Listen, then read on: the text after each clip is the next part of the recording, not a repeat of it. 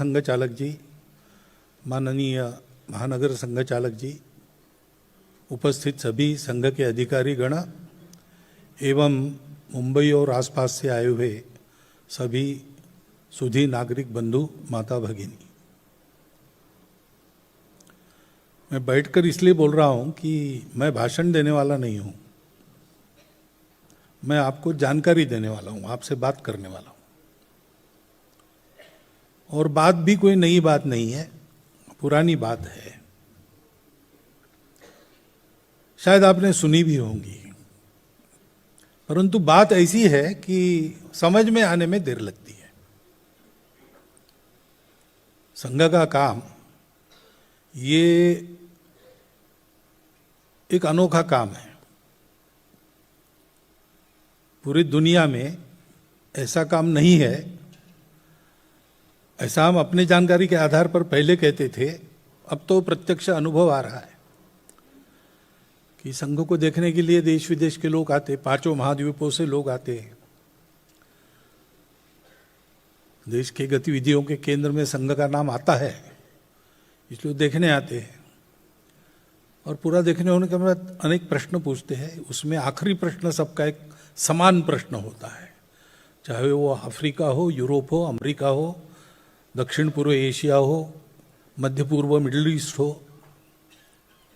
वो कहते हैं कि हमारे जवान पीढ़ी में ऐसा कुछ करने की हमारी इच्छा है, तो ये पद्धति आप हमको सिखा सकते हैं क्या? तो इसका मतलब जो हम कर रहे हैं उसके लिए दूसरी पद्धति नहीं है, यही पद्धति है। और अपने देश के इतिहास में भी संभवतः तथागत बुद्ध के बाद ऐसा अखिल भारतीय काम नहीं हुआ है। तो इसके लिए कोई कंपेरेबल नोन दूसरा उपलब्ध नहीं है। आदमी किसी बात को जानता है, फ्रॉम नोन टू अननोन जानता है, लेकिन इसके लिए कोई कंपेरेबल दूसरा है ही नहीं। गगनम गगनाकारम सागरम सागरोपमः राम रावणयोर युद्धम राम रावणयोरिव। गगन कैसा है तो गगन जैसा है, उसके जैसा दूसरा एक्सपांस नहीं है। सागर जैसा एक इतनी विशाल वाटर बॉडी दूसरी नहीं है। राम रावण का जो युद्ध हुआ था उसके जैसा वही हुआ। तो इसलिए बहुत बार लोग संघ को, बाकी चल रहे अनेक काम है, अनेक संस्थाएं है, संगठन है, पार्टीज है, बहुत सारा चलता है, उसी के साथ बिठाकर देखना चाहते तो गलतफहमी होती है। और संघ को ऊपर ऊपर से और दूर से देखेंगे तो भी गलतफहमी होती है, क्योंकि आप हमारे कार्यक्रमों को देखते हैं। कुर्ता पैजामा पहन के मैं यहां आपके सामने बैठा हूं, कल ये वेश बदल कर दूसरा, तो आप मेरे कपड़ों को जानेंगे। आदमी को जानना है तो थोड़ा और अंदर जाके विचार करना पड़ेगा।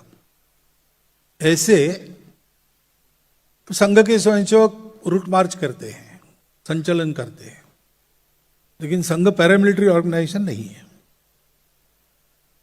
संघ के स्वयंसेवक लाठी काठी सीखते हैं, लेकिन संघ कोई अखिल भारतीय अखाड़ा नहीं है। संघ में भारतीय रागदारी के आधार पर घोष की धुनें बजती है, व्यक्तिगत गीत होते हैं, सांघिक गीत होते हैं, लेकिन संघ कोई अखिल भारतीय संगीत शाला नहीं है। संघ के स्वयंसेवक राजनीति में भी है, लेकिन संघ पॉलिटिकल पार्टी नहीं है। कई बातें ऊपर से देखेंगे तो गलतफहमी होगी, और इसलिए संघ को जानना है तो संघ का अनुभव लेना है, संघ को आकर अंदर से देखना है। चीनी कैसे है, इस पर व्याख्यानमाला हो सकती है, प्रश्नोत्तर भी हो सकते हैं, लेकिन एक चम्मच चीनी खा लेंगे तो इस सब की आवश्यकता ही नहीं है।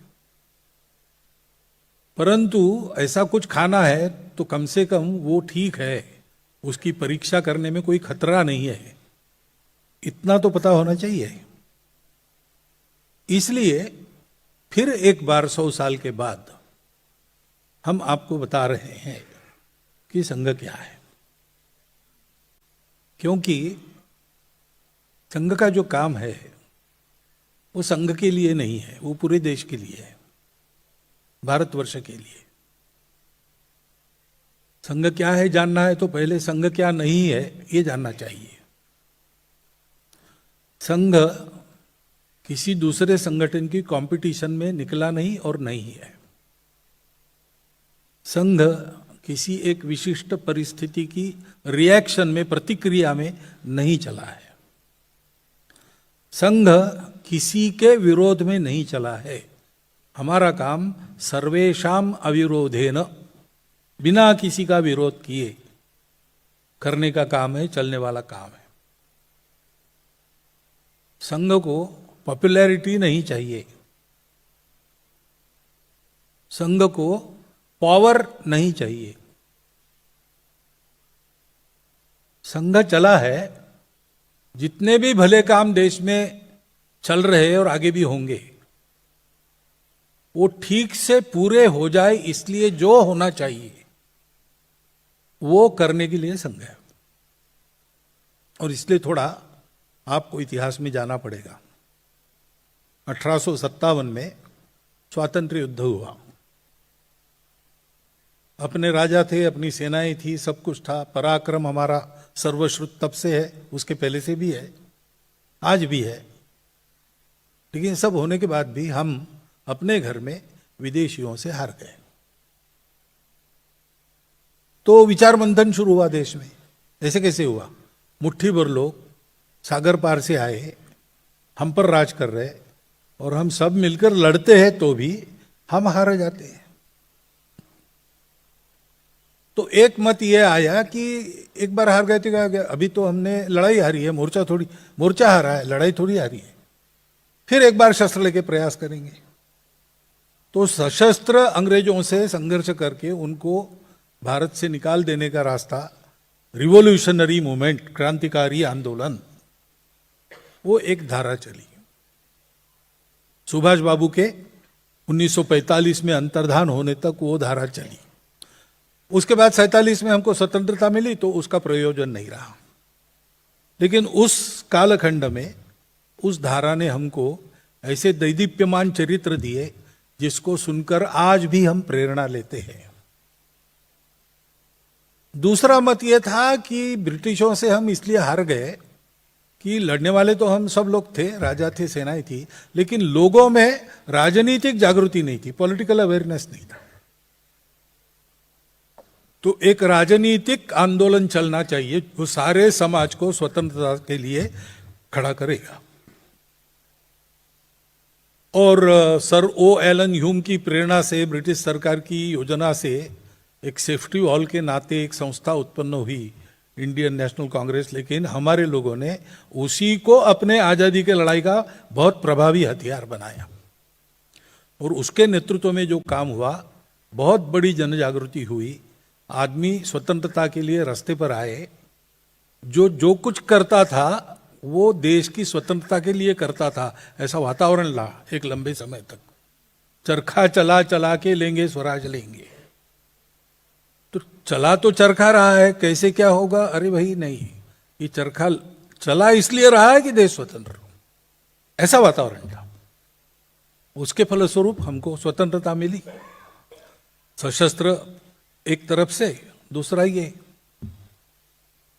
परंतु हम देखते हैं कि राजनीतिक जागृति की वो धारा चलते चलते, पूरे देश की एक धारा थी, वो धीरे धीरे विभक्त हो गई और मतांतर हो गए। कोई बात नहीं, ये तो चलता है प्रजातंत्र में, और हर एक जितने आदमी उतने मत, ये तो रहता ही है। परंतु वो पवित्रता, शुद्धता और प्रभाव उस धारा का रहा नहीं। स्वतंत्रता के बाद धीरे धीरे अधपतन होकर कहां आ गई, मैं वर्णन नहीं करता, आप अनुभव कर रहे। तीसरी एक धारा थी, उन्होंने कहा कि भाई अंग्रेजों से टक्कर लेने की बात हो रही, तो क्या हम उनकी बराबरी कर सकते हैं? बाकी तो हम कर लेंगे, लेकिन एक समाज के नाते हम लोग एक समाज है क्या? इतने सारे भेद है, दकियानुसीपन है, रूढ़ी कुरीतियों का बोलबाला है, आपस में लड़ते हैं, स्वार्थ है, अशिक्षा है। इन सब से उबार कर अपने समाज को एक स्वस्थ समाज के नाते जब तक खड़ा नहीं करते, तब तक अंग्रेजों से लड़ने की कुव्वत ही नहीं होगी हमारी। और इसलिए समाज सुधार की धारा ये चली। राजा राम मोहन राय से लेकर बहुत सारे लोग उसमें थे। प्रामाणिकता से, निस्वार्थ बुद्धि से जीवन लगाकर लोगों ने काम किया। परंतु क्या हुआ, क्या दुर्भाग्य है पता नहीं, वो धारा पूरे समाज में एक द्वीप बनकर रह गई। हमारे नागपुर के पास वर्धा है, उसके पास एक मंगरूल दत्त नाम का देहात है। वहां कोई 37-38 जातियां रहती थी। तो एक महात्मा वहां है 150 साल पहले, और उन्होंने जाति निर्मूलन का काम हाथ में लिया। महात्मा थे, सब उनका सम्मान करते थे, अभी भी करते हैं। लेकिन अब स्थिति ऐसी है कि वो 37-38 जातियां कायम है। जात न मानने वालों की एक 39वीं जात वहां पर एक है। और अब ऐसा क्यों हुआ, उसके कारणों में मैं नहीं जाता। सारे प्रयास शुद्धता से हुए, प्रामाणिकता से हुए, लेकिन ये हुआ। और चौथा प्रवाह था, वो कहते थे कि भाई हम अपने आप को भूल गए, अपने मूल तक चलो फिर से। हमको लगता है हम अपने मूल पर खड़े, ऐसा नहीं, हम भटक गए, इसलिए अपने मूल पर वापस चलो। स्वामी विवेकानंद, स्वामी दयानंद सरस्वती, ऐसे लोग थे। वो भी काम चला और अभी भी चल रहा है। परंतु कहीं ना कहीं देश की परिस्थिति में समाज को दिशा देने का, समाज में एक वातावरण बनाने का काम नहीं हो रहा है, ये ध्यान में आता है। ये आज की बात छोड़ दीजिए, जब ये चल रहा था तब भी इन सब चारों प्रवाहों में काम करने वाले जो मुख्य लोग थे, उनको एक बात अंदर से लगती थी। और संघ के जो निर्माता थे डॉक्टर हेडगेवार, उनको ये ध्यान में आया, क्योंकि वो जन्मजात देशभक्त थे। क्यों कहता हूं, क्योंकि मैट्रिक के क्लास में पढ़ रहे थे, मैट्रिक नहीं, प्राइमरी क्लास में, तीसरी में पढ़ रहे थे, तो महारानी विक्टोरिया के राज्यारोहण की शताब्दी ब्रिटिश साम्राज्य में मनाई गई। हम ब्रिटिश साम्राज्य में थे उस समय, हमारे यहाँ भी मनी। और सरकार के कार्यक्रम सरकारी स्कूलों में तो होने ही है, तो इनके भी स्कूल में, म्यूनसिपालिटी के, वो कार्यक्रम हुआ और मिठाई बांटी गई। तो मिठाई इन्होंने कूड़ेदान में फेंक दी। तो शिक्षकों ने पूछा, यार मिठाई नहीं खा रहा है तो फेंक दी। तो उन्होंने कहा मिठाई कहाँ है? हमको गुलाम बनाने वालों के रानी का राज्यारोहण हमारे लिए उत्सव का दिन नहीं है, ये शोक दिवस है। और उस समय जो मिठाई मिलती है वो हमारे लिए जहर है। प्राइमरी स्कूल में पढ़ते समय ये उत्तर उनके मुख से आया, ऐसे वो थे। और इसलिए थोड़े ही दिन बाद, 13 साल के थे तब, माता पिता दोनों एक ही दिन 1 घंटे के अंतर से मृत्यु को प्राप्त हो गए। प्लेग चल रहा था नागपुर में, और प्लेग के रोगियों की सेवा ये लोग करते थे, तो उनको भी प्लेग हो गया, दोनों को हो गया, और 1 घंटे के अंतर में दोनों की मृत्यु हो गई। तो लगभग अनाथ से हो गए। बड़े भाई थे, घर था, पूछते ही नहीं, लेकिन कमाई नहीं थी, क्योंकि बड़े भाई पहलवानी ज्यादा करते थे। मझले भैया पढ़ाई के लिए दूसरी जगह गए। तो बहुत कठिन परिस्थिति में, क्योंकि वैसे भी लोअर मिडिल क्लास परिवार था, पिताजी पौरोहित्य करते थे, अब वो भी चले गए। तो कभी रास्ते के लाइट के नीचे पढ़ाई करके, ऐसा सब भूखा रह के चलना पड़ा उनको। लेकिन 2 बातें उनकी नहीं छूटी। एक तो अपने पढ़ाई में हमेशा फर्स्ट क्लास में आना, पहले 10 में आना क्लास में, और दूसरा देश के लिए जो कुछ चल रहा हो, इन चारों प्रवाहों के काम, उसमें सक्रिय सहभाग लेना। यह उनके जीवन का स्थायी भाव। और इसलिए जब वंदे मातरम आंदोलन शुरू हुआ, तो नागपुर के विद्यालयों में वंदे मातरम आंदोलन ऑर्गेनाइज करने वालों में ये थे। तो स्कूल का इंस्पेक्टर आता था, स्कूल में जाता था, तो क्लास में उसका स्वागत होता था, वंदे मातरम। तो फिर गुस्सा हो गए साहब, गोरे साहब थे, उन्होंने रिपोर्ट किया। पुलिस ने सारे स्कूल बंद कर दिए और चला कौन है इसके पीछे, तहकीकात चली। 4 महीने हो गए, लेकिन कोई नहीं मिला। इतने कुशल संयोजक थे। 4 महीने के बाद सारे गार्डियंस वगैरह सब एकत्र आ गए कि भाई बच्चों की पढ़ाई का नुकसान नहीं होना चाहिए, करने वाले तो करके गए, सब भुगत रहे। तो एक नॉमिनल अपॉलॉजी इस नाते ऐसा तय हुआ कि प्रत्येक छात्र आएगा, क्लास में जाते नहीं के पहले गेट पर मास्टर साहब पूछेंगे उसको, गलती हो गई ना तो मुंडी हिलाना अथवा हाँ कहना, तो क्लास में प्रवेश। विद्यालय शुरू हो गए।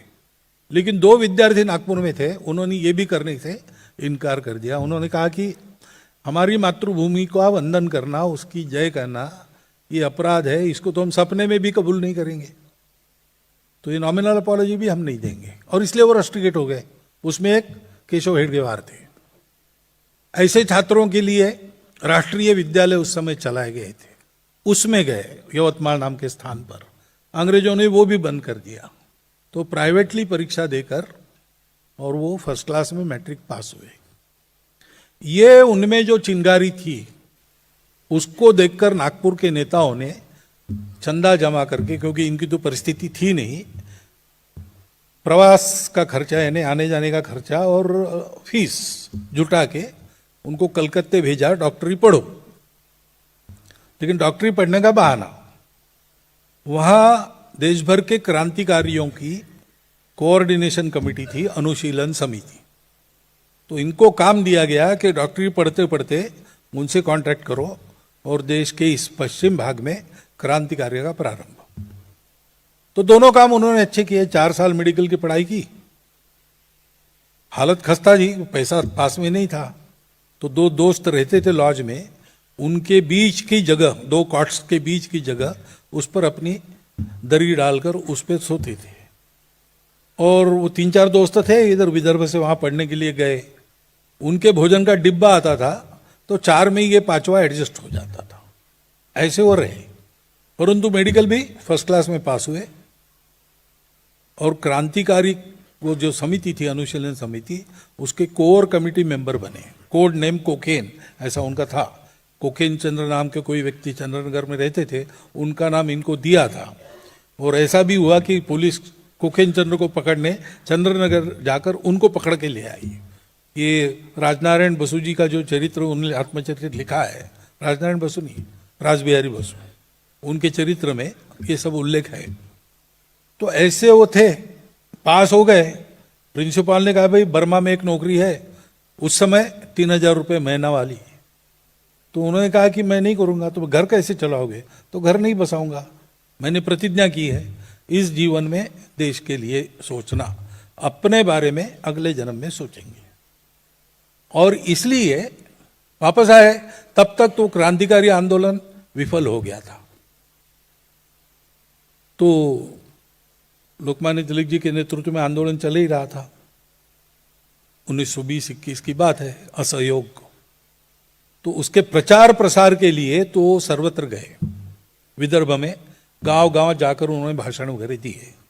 तो उन पर राजद्रोह का अभियोग चला गया, सेडिशन। अब अंग्रेज सरकार तो न्याय तो यही करने वाली थी, इनको जेल में डालना है।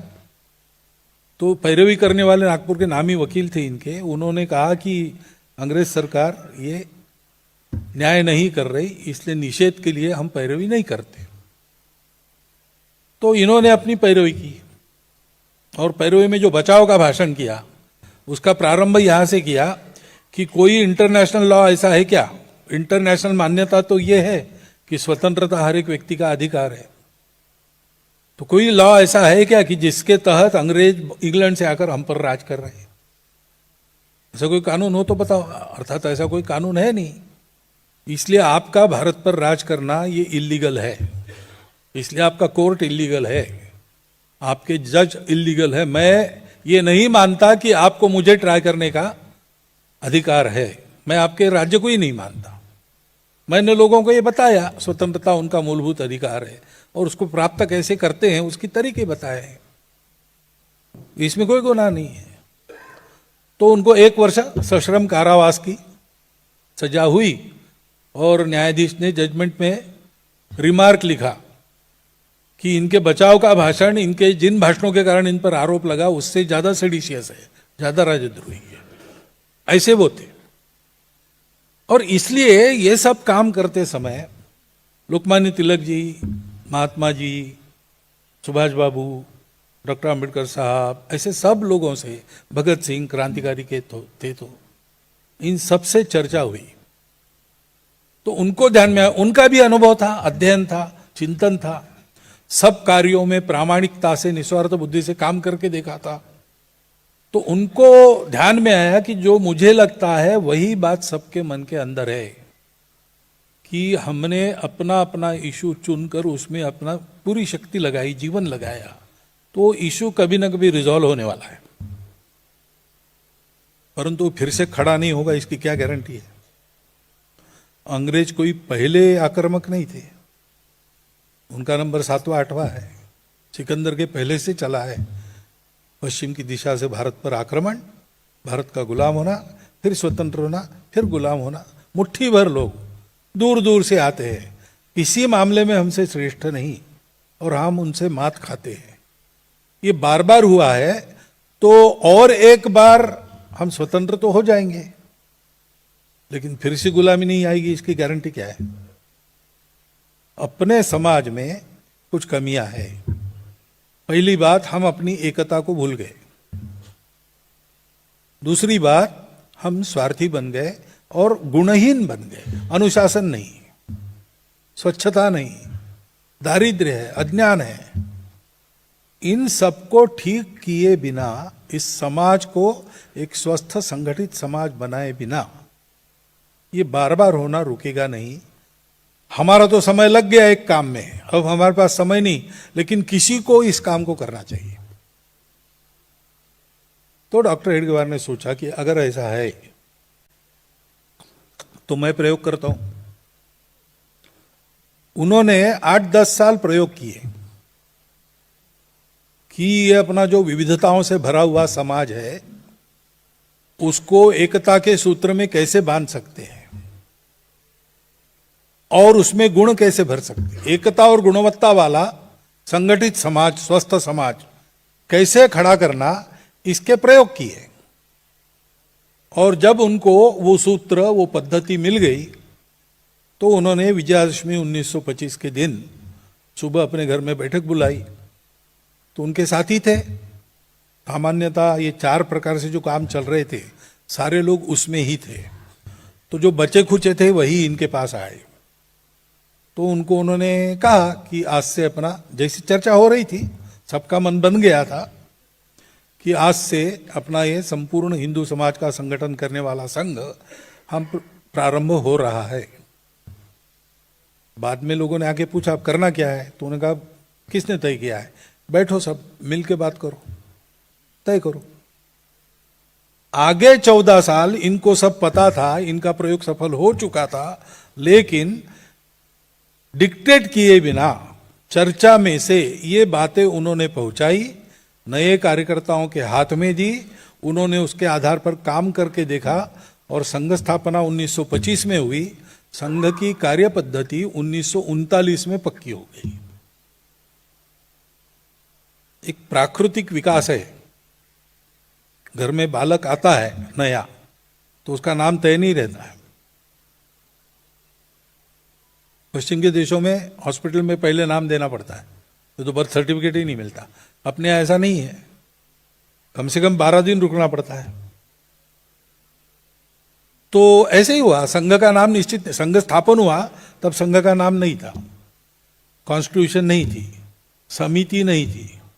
डॉक्टर हेडगेवार ने संघ स्थापन किया, वो पहले सरसंघ चालक है, लेकिन वो सरसंघ चालक डिक्लेयर हुए 29 में, 4 साल बाद। ऐसे संघ विकसित हुआ सामूहिक अनुभव के चिंतन के आधार पर, और चला। सब कामों को पूर्ण करने वाला काम। इसलिए मैंने कहा, बाइबल में एक वाक्य है, वैसे ही संघ के बारे में हम कह सकते हैं, Sangh has come to fulfil not to destroy. सब अच्छे कामों की पूर्णता जिससे होगी वो करने का काम संघ का काम है। संघ की ये जो मेथोडोलॉजी है, पद्धति है, वो आरएसएस है। जिसको आप आरएसएस कहते हो, आप कैसे कहते हो पता नहीं, बहुत से लोग कहते हैं कि नरेंद्र भाई प्रधानमंत्री है आरएसएस, प्रधानमंत्री है, उनकी एक पॉलिटिकल पार्टी है बीजेपी, वो अलग है, उसमें बहुत स्वयंसेवक है, प्रभावी भी है, लेकिन संघ की नहीं। संघ के स्वयंसेवक उसमें है, क्योंकि ये जो पूरे समाज को संगठित करने का काम है वो बहुत समय खाने वाला काम है और लग के करना पड़ता है। इसको करने वाले को दूसरे किसी काम की फुर्सत नहीं रहती। आप हमारे कार्यकर्ताओं में घर में जाकर उनके घर की माताओं को पूछिए तो कहेंगे इनको घर में ध्यान देने की फुर्सत ही नहीं है। हमारी एक मौसी जी थी, संघ के घर में ब्याही गई, तो वापस आने के बाद उन्होंने कहा कि मुझे पता नहीं था मेरी एक सौत है। सौत है? सब शॉक हो गए, पूछा कौन? तो बोले संघ। इतना लग के वो करना पड़ता है, तो दूसरे कामों के लिए समय ही नहीं बचता। इसलिए संघ ने पहले से तय किया है कि संपूर्ण समाज को संगठित करने के अलावा संघ को दूसरा कोई भी काम नहीं करना है, और ये काम पूरा होने के बाद और कोई दूसरा काम संघ नहीं करेगा। तो फिर देश के लिए बहुत सारी बातें होनी है, वो कौन करेगा? ऐसा लोग पूछते थे, तो डॉक्टर साहब बताते थे संघ कुछ नहीं करेगा, स्वयंसेवक कुछ नहीं छोड़ेंगे, वो सब करेंगे।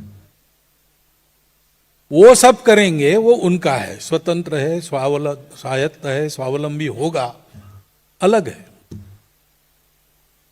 1,30,000 से ऊपर छोटे बड़े सेवा कार्य बिना सरकारी पैसा लिए समाज के सहयोग से, जहां जितना आवश्यक है उतना अपनी चमड़ी अपना समय खर्चा करके, अपनी चमड़ी घिसकर अपना दमड़ा खर्चा करके स्वयंसेवक करते हैं।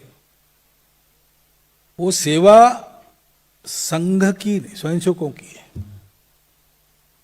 सब क्षेत्रों में स्वयंसेवक काम कर रहे हैं, लेकिन वो उनके कार्य अपने अपने स्वतंत्र, अलग, स्वायत्त, स्वावलंबी कार्य है।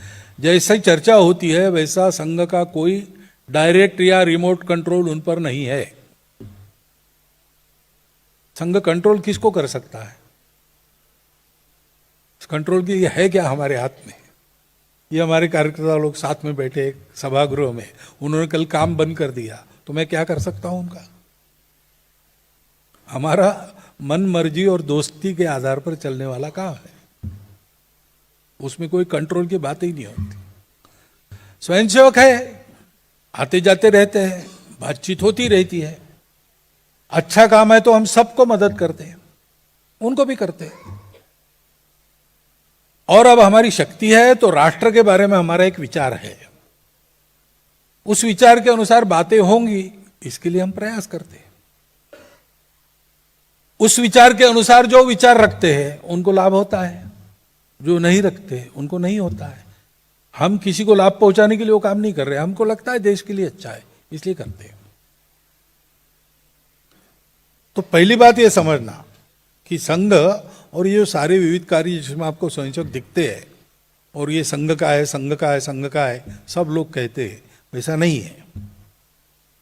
इसको छोड़ के संघ को देखिए। संघ यानी वो मेथोडोलॉजी जिसको शाखा कहते हैं। 1 घंटा रोज का व्यायाम है, शरीर मन बुद्धि का। आप अपने आप को तंदुरुस्त रखने के लिए रोज व्यायाम करते हो, शक्ति रहे इसलिए रोज 2 बार कम से कम खाते हो। जो वो छात्र है वो रोज पढ़ाई करते हैं। से देश का काम करना है, योग्य रहकर करना है, योग्य बनकर करना है, तो उसके लिए भी एक व्यायाम है। वो व्यायाम हम उसको शाखा कहते हैं। 1 घंटे का समय निकालना और सब भूलकर भगवे झंडे के तले अपने भारत का विचार मन में रखते हुए, उसके प्रति भक्ति मन में रखते हुए, जो आएंगे साथ में वो कौन है, किस जात पात के है, क्या नाम है, कितना कमाते हैं, कितना पढ़े, कुछ नहीं, वो हमारे अपने हैं। ऐसे उनके साथ मिलकर शरीर मन बुद्धि को सशक्त बनाने वाले व्यायाम करना, ये रोज करना। और ऐसे तैयार होने के बाद समाज के हित का अपनी रुचि क्षमता प्रकृति के अनुसार कोई काम चुनकर उसमें लग जाना। तो संघ चलाने में जो लगते हैं वो संघ के अंग हैं।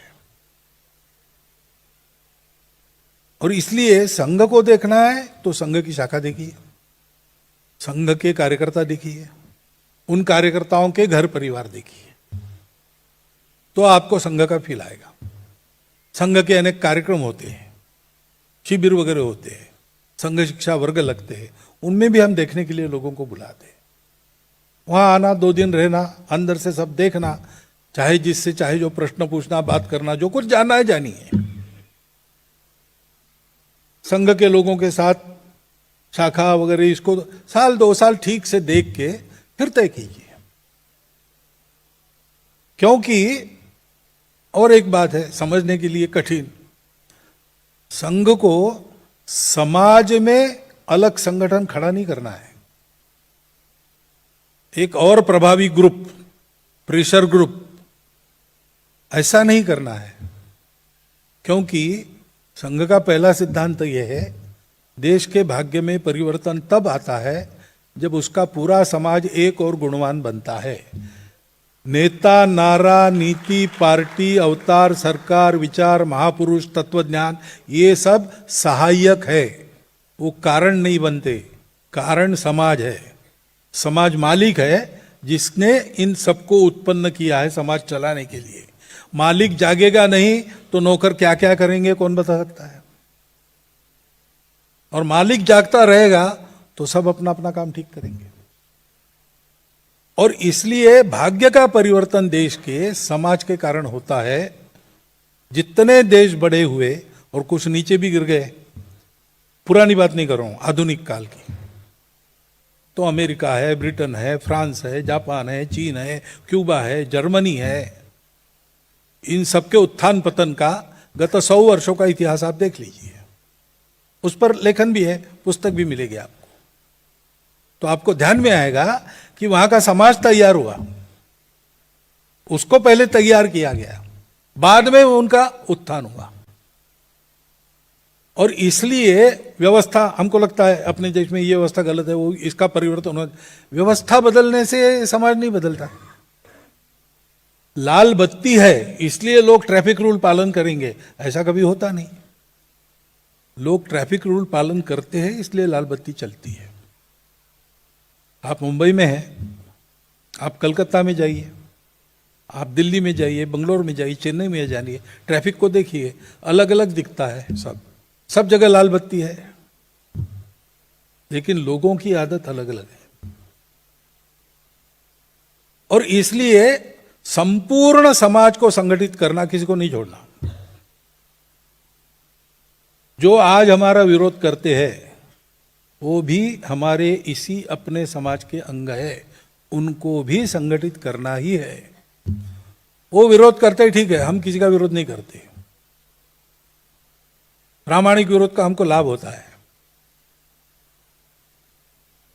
जो प्रामाणिकता से विरोध करते हैं उनको सत्य पता चलने के बाद वो विरोध छोड़ देते हैं। हमको तो सबको संगठित करना है। और इसलिए और एक प्रश्न आता है, अभी आप कह रहे सबको संगठित करना, और थोड़ी देर के पहले आपने कहा संपूर्ण हिंदू समाज, तो हिंदू समाज बाकियों को क्यों छोड़ दिया? अब ये यहां थोड़ी समझने की बात आती है। हम कहते हैं कि भारत में हिंदू ही है और कोई है नहीं।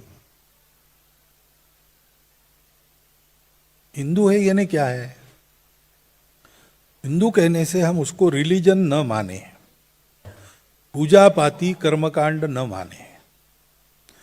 हिंदू एक विशिष्ट समुदाय का नाम नहीं है। हिंदू ये नाउन नहीं है, संज्ञा नहीं है। हिंदू एडजेक्टिव है, विशेषण है। हिंदू शब्द बाहर से आया, ठीक है, रामायण महाभारत में नहीं, वेदों में नहीं है, बाहर से आया। कहते हैं कि भाई पारसी लोगों ने, ईरान के लोगों ने हमको हिंदू कहा, तो ईरान का इसराइल से अच्छा व्यापार चलता था उन दिनों में, तो यहूदी लोगों को पता चला। अब हमारे व्यापारिक संबंध भी रहते थे, तो हमारे पश्चिम किनारे पर जो व्यापारी थे, जिनके जहाज उधर जाते थे आते थे, उनको पहले पता चला कि हमको हिंदू कहा जाता है। जाता है तो जाता है, क्या है, हमको सौदे से मतलब है। लेकिन फिर जैसे इंटेलेक्चुअल्स बाहर की चीजें जल्दी पकड़ते हैं, तो उस समय के जो बौद्धिक थे उनके पास वो शब्द आया, तो हमारे ग्रंथों में आया, लोगों में नहीं था। हमारे पास एक ही शब्द था, मानव।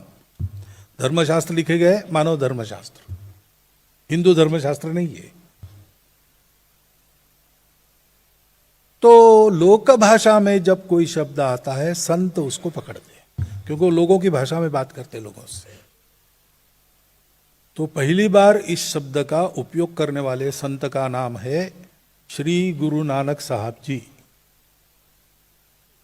आक्रमण हुआ पंजाब पर बाबर का, तो शाहपुरा नाम के स्थान पर गुरु नानक देव जी उपस्थित थे और उन्होंने वो देखा सब अत्याचार नरसंहार, और उन्होंने वर्णन लिखा है।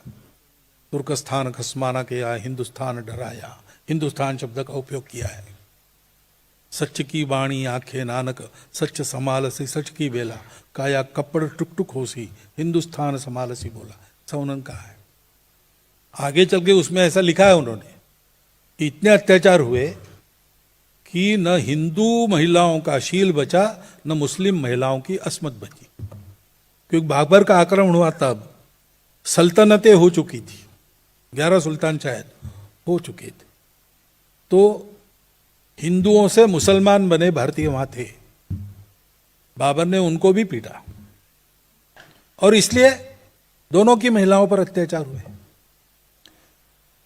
अब देखिए, मुसलमान एक उल्लेख किया तो हमारे समझ में आता है कि भाई अल्लाह, कुरान और पैगंबर, ये तीन को मानना ही पड़ेगा, नहीं तो आप मुसलमान नहीं हो।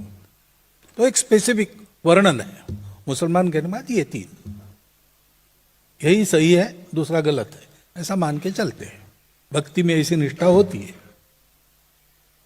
लेकिन बाकी ऐसे लोग थे वहां, वैष्णव थे जो विष्णु को ही मानते, शैव थे जो शिव जी को ही मानते, जैन थे, बौद्ध थे, शाक्त गाणपत्य सौर सब थे। लेकिन उनका अलग अलग उल्लेख नहीं किया, उन सबको एक नाम में गुरु नानक देव जी ने बांध दिया, हिंदू। तो क्या अंतर हुआ? तो एक ही अंतर है, इनके सबके अलग अलग देवी देवता है, अलग अलग कर्म कांड है, अलग अलग उपासना पद्धति है, अलग अलग गुरु भी है, उस पर सब पक्के रहते हैं। लेकिन सब ये मानते हैं कि मेरा मेरे लिए है वो ठीक है, लेकिन तुम्हारा तुम्हारे लिए है। तो तुम भी वही पहुंचने वाले हो जहां मैं पहुंचूंगा। हो सकता है तुम देर से पहुंचो या तुम जल्दी पहुंचो, हो सकता है तुम्हारा रास्ता ज्यादा आसान हो, मेरा कठिन है। लेकिन मनुष्य जितने उतने रास्ते हो सकते हैं, सबको जाना एक ही जगह है। अब जिनको याद है शिव महिम्न स्तोत्र याद कीजिए। रुचि नाम वैचित्र्यात रुजु कुटिल नाना पथयुताम। रुचि वैचित्र्य, अलग अलग प्रकार की रुचि होने के कारण अनेक प्रकार के रास्ते होते हैं, सीधे साधे, टेढ़े मेढ़े, अच्छे, थोड़े से गड़बड़, सब होता है। नृणाम एको गम्य, मनुष्यों को एक ही जगह जाना है। त्वम असि, तुम्हारे पास हे भगवान। कैसे? पयसाम अर्णवई हुआ, जैसे विश्व में कहीं भी गिरे पानी पृथ्वी पर तो जाएगा सागर में, वैसे सब लोग पहुंचने वाले हैं। किसी का रास्ता गलत नहीं है, सबका सम्मान करो, सबका स्वीकार करो, अपनी श्रद्धा पर पक्के रहो, दूसरी की श्रद्धाओं का सम्मान स्वीकार करो, मिलजुल कर रहो, ये मुख्य बात है। रहते समय ऐसे रहो कि अपने से दूसरों को कष्ट न पहुंचे। सब पापस्य अकरणम कुशलस्य उपसंपदा सच्चित्त परियोदपनम एते बुद्धानुशासनम। तो कोई पाप नहीं करना। पाप क्या होता है? पुण्य पर उपकार, पाप पर पीड़ा। परहित सरिस धर्म नहीं भाई, पर पीड़ा सम नहीं अधमाई। ये करो और कुशलस्य उपसंपदा, अपना पेट भरो। लेकिन कैसे? कुशलता पूर्वक, यानी दूसरे किसी को कष्ट न देते हुए अपना पेट भरो। और ऐसा रहकर क्या करना है? सच्चित्त परियोदपनम, अपनी चित्त शुद्धि करते जाओ। ये बुद्ध का अनुशासन है, ये हिंदुओं का यही अनुशासन है सारा। गुरु नानक जो नहीं, कीरत करो, नाम जपो, वंश करो, यही कहा है। सब लोग ऐसा जो ये मानते हैं, ये हमारा स्वभाव है और आज नहीं है, आदिकाल से है। भारत राष्ट्र के नाते इस स्वभाव के कारण खड़ा हुआ है। हम नेशन नेशन कहते हैं, नेशन के पीछे स्टेट होता है, स्टेट बदला तो नेशन बदला, ऐसा नहीं है। भारत का विकास क्रम एकदम अलग है। हमारे ऋषि मुनियों को एक सत्य मिला कि अस्तित्व दिखता अलग अलग है, लेकिन मूल में एक ही है, एक से ही सारा निकला है। इसका मतलब है हम लोगों का आपस का जो व्यवहार है वो सौदे के आधार पर नहीं चलेगा, लेन देन के आधार पर नहीं चलेगा। हम लोग एक दूसरे के हैं, अपनेपन के आधार पर हमको चलना है। फर्क है, आप मेरा भला करो तो मैं आपका भला करूंगा, आप नहीं करोगे तो मैं भी नहीं करूंगा, आप आड़े आओगे तो मैं हटा दूंगा, हटेंगे नहीं तो काट दूंगा। सौदे में ऐसा होता है, यहां ऐसा नहीं है। आप मेरा भला करते हो बुरा करते हो, लेकिन आप मेरे अपने हो तो मैं बने तक आपका भला ही करूंगा। अब इसके कारण नुकसान भी हुआ है, लेकिन हमने ये नहीं छोड़ा है। तब से अभी तक कितने उतार चढ़ाव आए, कितनी परिस्थितियां आई, लेकिन हमारे अपने नष्ट होने की जोखिम लेकर भी हम लोगों ने एक बात कायम रखी है, वो ये स्वभाव है। बाकी सब बदल जाता है, लेकिन ये नहीं बदलता, हिंदुस्तान का सनातन स्वभाव है। ऋषि मुनियों ने सोचा कि सब अपने हैं, तो ये जो एक बात मिली जिसके कारण शाश्वत सुख मिलता है, सब प्रकार का ज्ञान अपने आप हाजिर हो जाता है, ये सारी दुनिया को देनी चाहिए। देनी है तो इक्के दुक्के का काम नहीं है, सारी दुनिया को सिखाना तो एक पूरा उपकरण खड़ा करना पड़ेगा। तो पूरे देश में विचरण करते हुए गांव गांव जाकर उन्होंने समाज को इसमें दीक्षित किया, जागरूक किया, इसमें प्रशिक्षित किया और वैसे जीवन बनाए। आज हम घुमंतु जमात कहते हैं ना, हो सकता है उस प्राचीन समय में ये लोग अपने घर को छोड़कर गृहस्थ होने के बाद भी एक जगह न रहने का व्रत लेकर समाज को तरह तरह की बातें सिखाने का काम घूम घूम कर करने वाले थे। ये राष्ट्र के निर्माताओं में से एक थे, ऐसा लगता है। और थे इसलिए विदेशी आक्रमकों के सामने कभी उन्होंने हार नहीं मानी, लड़ते रहे, इसका फल आज भुगत रहे हो, इस स्थिति में पहुंचे। लेकिन उन्होंने वो व्रत नहीं छोड़ा है। आज भी अपना काम करने निकलते तो पूजा करके निकलते। वो कहते कि ये तो हमारा धर्म है। धर्म ये बात है, भारत धर्म प्राण है। वो जानता है कि सब कुछ एक है, इसलिए सबको साथ में चलना है, किसी को छोड़ना नहीं है। सर्वेपि सुखिनः सन्तु सर्वे सन्तु निरामयाः। और ऐसा करना है तो एक अनुशासन चाहिए व्यवहार का। अकेले रहना है तो कोई अनुशासन नहीं है, कैसी भी मनमानी कर सकते आप। लेकिन आपको सब में रहना है तो फिर नियम है, कानून है। सबके हित के लिए जो आवश्यक है वो करना, अपनी कुछ बातें पीछे रखनी पड़े तो पीछे रखना। सृष्टि जिसके कारण चल रही है, जब से जन्मी तब से अब तक, वो धर्म है, वो नियम है। सृष्टि के साथ ही जन्मा है, उसके चलने का नियम, उसके बनने का नियम और काम समाप्त होने के बाद उसके वापस जाने का नियम, ये तीनों मिलके वो धर्म ही है। और प्रत्येक चीज को धर्म है। धर्म निरपेक्षता ये गलत शब्द है, पंथ निरपेक्षता होना चाहिए। धर्म से कोई किसी की छुट्टी नहीं। इसमें पानी भरा है वो धर्म है, इसको खोल के मैं उल्टा कर दूं तो पानी बह जाएगा, कोई रोक नहीं सकता, क्योंकि पानी का बहना धर्म है, आग का जलाना धर्म है।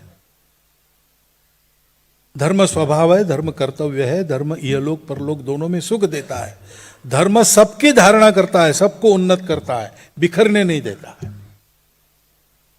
यह धर्म जिस सत्य के आधार पर खड़ा है वो अस्तित्व की एकता का सत्य है।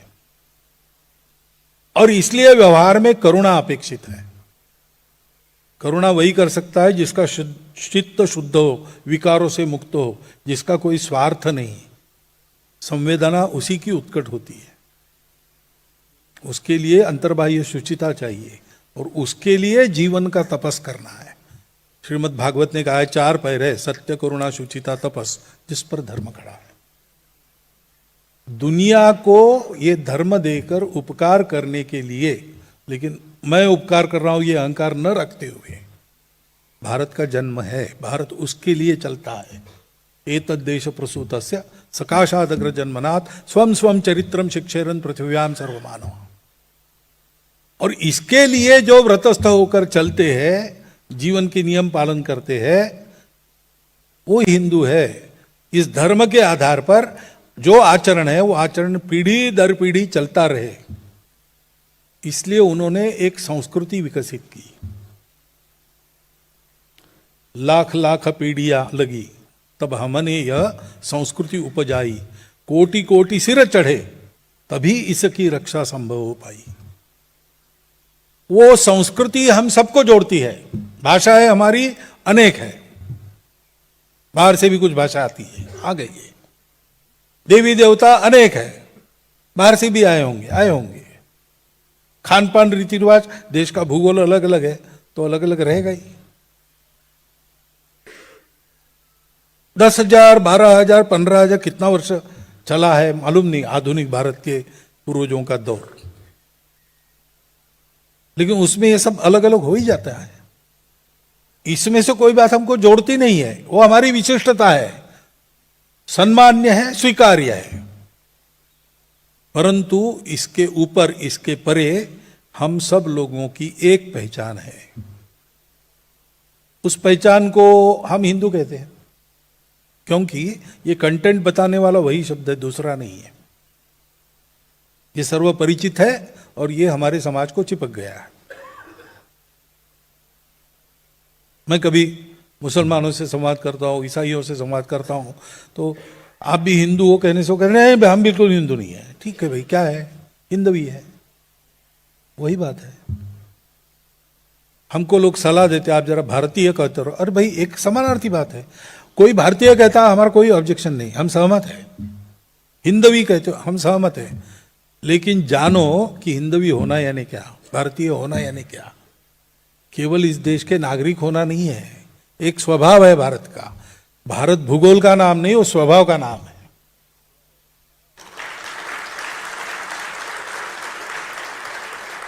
ये जोड़ने वाला स्वभाव हमारा फिर से खड़ा करना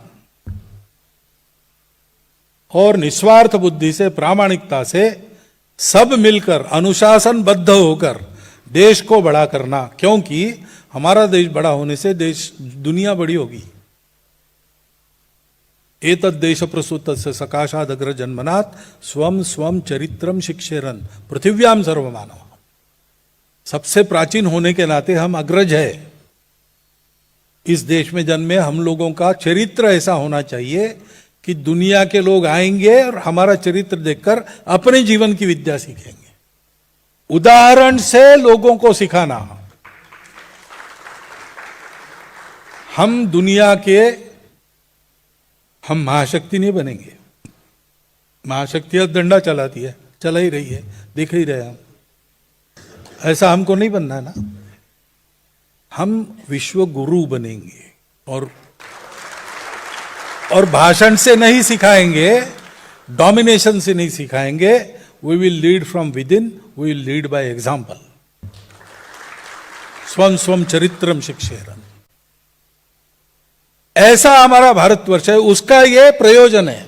दुनिया में भारत इसके लिए अस्तित्व में आया। इस प्रयोजन की जब जब आवश्यकता उत्पन्न होती, भारत बड़ा होता है। ये अपना इतिहास है, देख लीजिए।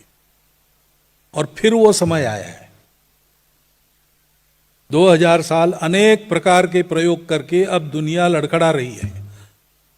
बातें उनके भी पास है, 4 में से 3 बातें उनके भी पास है, लेकिन एक बात जोड़ने वाली उनके पास नहीं है। उनको अर्थ काम पता है। अर्थ और काम के पीछे लगकर कभी आदमी ऊब जाता है तो उससे मुक्ति चाहिए, मोक्ष भी पता है। परंतु अर्थ काम को साधते हुए मोक्ष की ओर चलाने वाला धर्म उनको पता नहीं है। उनको रिलीजन मालूम है, धर्म नहीं मालूम। धर्म और रिलीजन अलग है।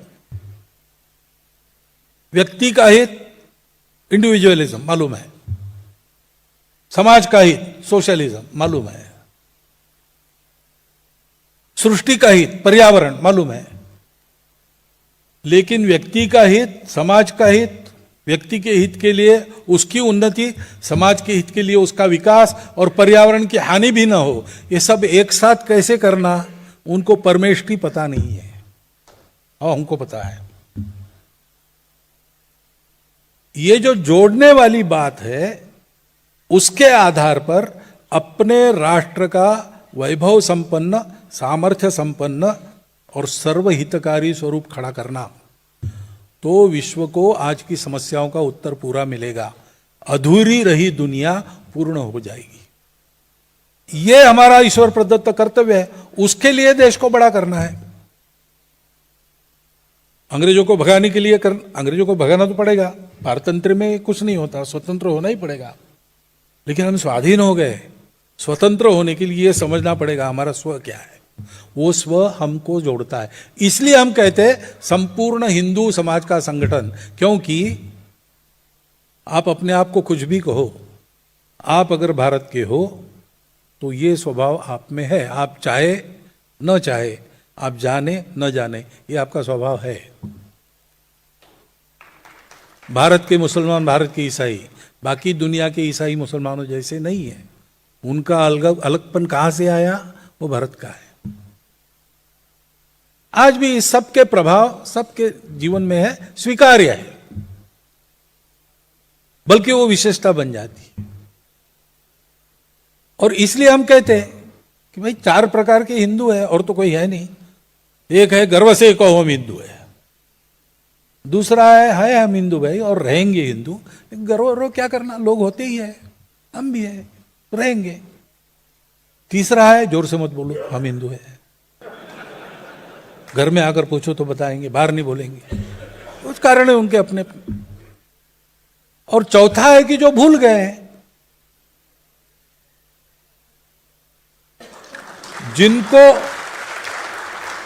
जिनको भुला दिया गया है वो भूले रहे, ऐसी व्यवस्था होती है, करने वाले लोग हैं, और भी लोग भूल जाए और उधर शामिल हो जाए, ऐसा प्रयास चल रहा है। क्योंकि भारत बड़ा होगा तो दुनिया के स्वार्थी शक्तियों के स्वार्थ के दुकान बंद हो जाएंगे, इसलिए सब अपने से दोस्ती भी करते हैं और सब अपनी दुश्मनी भी समय समय पर दिखाते हैं। तो सामर्थ्य संपन्न राष्ट्र इन सब का उपाय है, और सामर्थ्य संपन्न राष्ट्र के लिए संगठित गुणवान समाज चाहिए, और पूरा समाज चाहिए, छोड़ना किसी को नहीं है।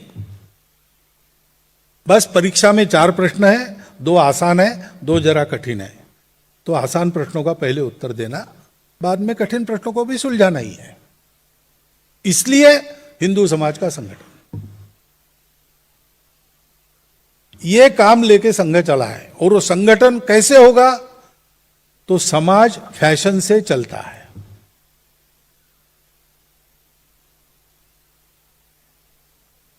सिनेमा में सलमान खान जी क्या पहनते हैं, कॉलेज विद्यार्थी वैसा पहनते हैं। अरे भाई क्यों पहन रहे, नहीं उन्होंने पहना इसलिए, और उन्होंने क्यों पहना मालूम नहीं। सभी बातों में ऐसा, अच्छी बात बुरी बात सभी बातों में ऐसा फैशन से चलता है। और फैशन उत्पन्न करने वाले लोग होते हैं वो समाज के विश्वास पात्र, श्रेष्ठ, कीर्तिमान ऐसे लोग होते हैं, जिनको अपनी भाषा में कहते हैं महाजन या श्रेष्ठ।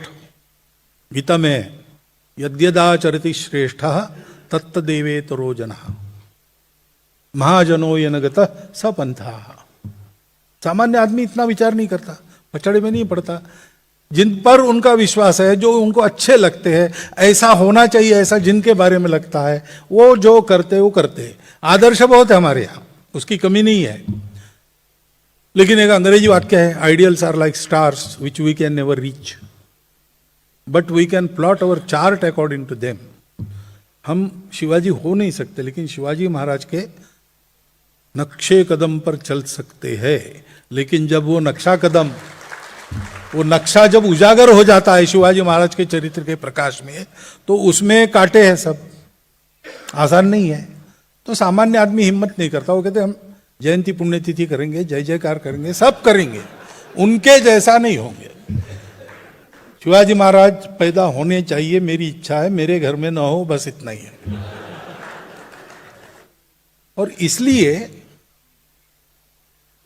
जब कोई दिखता है अपने जैसा, थोड़ा 2 कदम आगे है, वो चल रहा है उस पर, तो मनुष्य का स्वाभाविक झुकाव तो अच्छाई की तरफ है, तो वो उनके पीछे ही, उनके साथ जाता है। समाज को हर गांव में, हर मोहल्ले में ऐसे उदाहरण चाहिए, उसके जैसे, उसमें रहने वाले, अलौकिक गुणों के धनी होने के बाद भी अलौकिक न दिखने वाले, चारित्र्य संपन्न, निस्वार्थ बुद्धि के प्रामाणिक लोग, जो सारे समाज से जीवंत संवर्धन करने वाला देशव्यापी कार्यकर्ता समूह खड़ा हो, तो समाज बदल जाएगा। यह संघ का प्रयास है। और इस एक काम को करने के बाद और कोई करने की जरूरत नहीं, क्योंकि ऐसा समाज हो जाएगा तो अपना काम खुद कर लेगा, उसको कोई कॉन्ट्रैक्टर खोजने की जरूरत नहीं होगी। आज हम कॉन्ट्रैक्ट दे रहे, भगवान हमारा उद्धार करो, सरकार हमारा उद्धार करो, संघ हमारा उद्धार करो। संघ इसके लिए नहीं है। संघ ये बताने के लिए कोई तुम्हारा उद्धार नहीं करेगा, अपना उद्धार खुद करना है। उसके लिए जो गुणवत्ता चाहिए, जो योग्यता चाहिए, अकेला संघ नहीं है। संघ की एक विशिष्ट कार्य पद्धति है, अपनी गति है, उसके आधार पर पूरे भारत में, और ऐसा एक चित्र हमने खड़ा किया है। परंतु और भी बहुत से लोग हैं, संत महात्मा काम कर रहे हैं, बहुत से जिनको अंग्रेजी में कहते हैं वेल मीनिंग लोग, वो ऐसी और डेली प्रैक्टिस, ऐसी ये पद्धति है। कहीं भी अच्छे मनुष्यों का निर्माण करना हो दुनिया में, तो दूसरा रास्ता नहीं है, इसलिए इसी पर चलना है। और इसकी अपनी गति है, हमारी साइकिल है।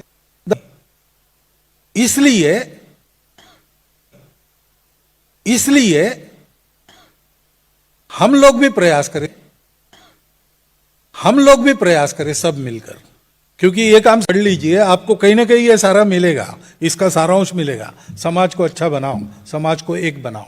भारत एक स्वभाव है, समाज के पास जाना चाहिए। इसके पहले भी 3-4 बार गए, लेकिन वो परिस्थिति अलग थी।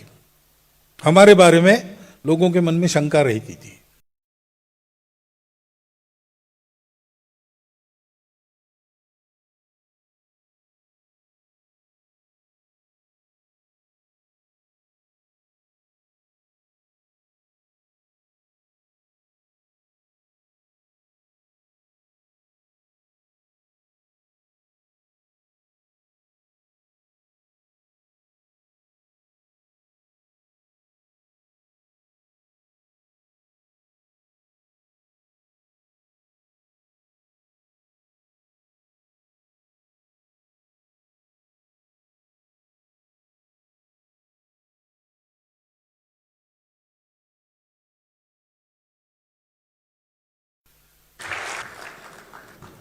ठीक है, पहला सत्र यहाँ पर हम समाप्त करेंगे।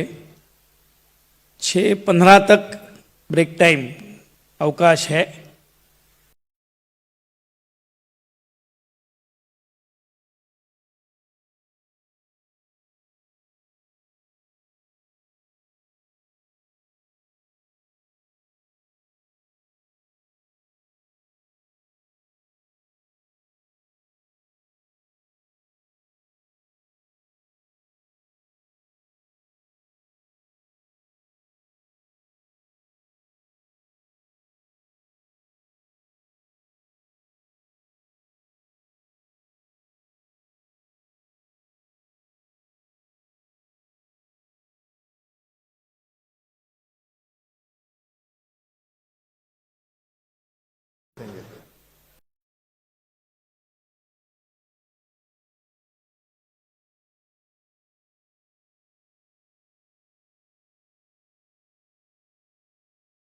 छः 15 तक ब्रेक टाइम अवकाश है।